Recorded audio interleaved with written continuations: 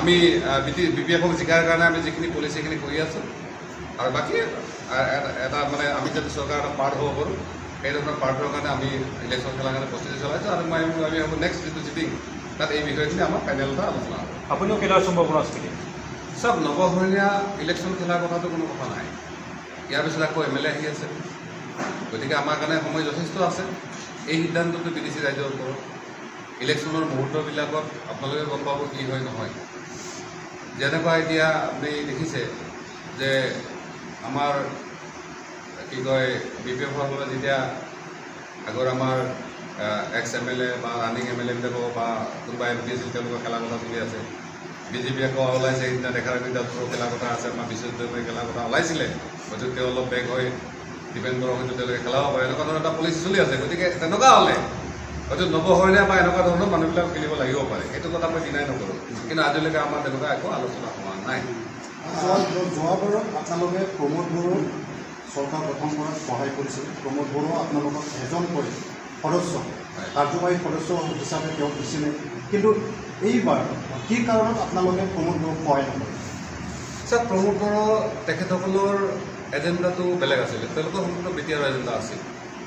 কিন্তু BTCৰ পৰিৱৰ্তনৰ স্বাৰ্থত যিহেতু তেতিয়া BPF-ৰ ওপৰত যথেষ্ট ব্লেম আছিলে, কৰাপশ্যনকে আদি কৰি বহুত কিবা কিবি,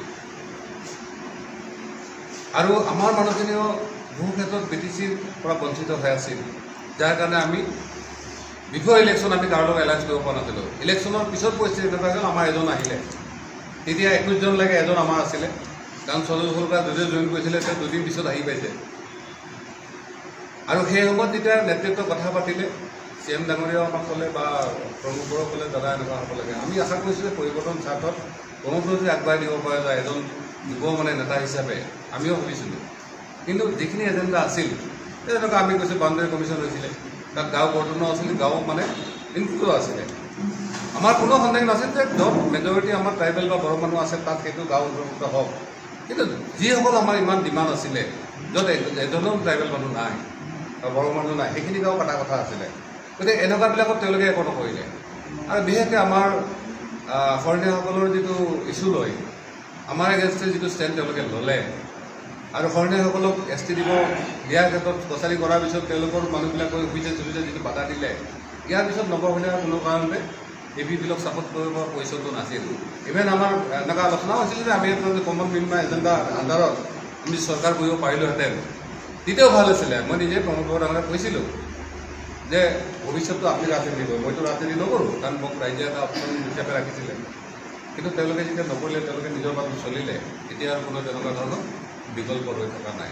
আৰু যিহেতু হেৰাম মহিলা ডাঙৰীয়াৰ ওপৰত যিখিনি অভিযোগ আছিলে, আজি 5 বছৰ তেওঁলোকে পালে, এটাও তেওঁলোকে প্ৰমাণ কৰিব নোৱাৰে। ইয়াৰ পিছত মই ভাবোঁ হাগ্ৰামা মহিলাতে আকৌ আমি যিহেতু BTCৰ বহু মানুহে হাগ্ৰামাৰ ক্ষেত্ৰত কম্ফৰ্টেবল, যিটো প্ৰমোদ বড়ো নট ডিচেবল, কিন্তু হাগ্ৰামা বহুত ক্ষেত্ৰত ডিচেবল। মানুহখিনি খুব সহজ সৰল নোহোৱাকৈ পায়। প্ৰমোদৰ হয়তো তেওঁৰ এটা বহুত বেছি এক্সপিৰিয়েঞ্চ বা বহুত বেছি কাৰণে তেওঁ অলপ তেনেকুৱা ধৰণৰ এটা বহুতে ভাবে তেওঁৰ অলপ মানে অহংকাৰ আছে, কিবা আছে, তেওঁ নাথাকিব পাৰে। মানুহে তেনেকুৱা অলপ ভাবে, আৰু জানেতো আমিতো ৰাইজৰ মতেহে চলিব লাগিব, আমি নিজাকৈ একো চলিব নোৱাৰোঁ। সেইকাৰণে আমি ভাবোঁ যে এইবাৰ নিশ্চিতভাৱে হাগ্ৰামা মহিলাই আগবঢ়াই দিলে ভৱিষ্যতৰ BTCৰ কাৰণে মংগল হ'ব।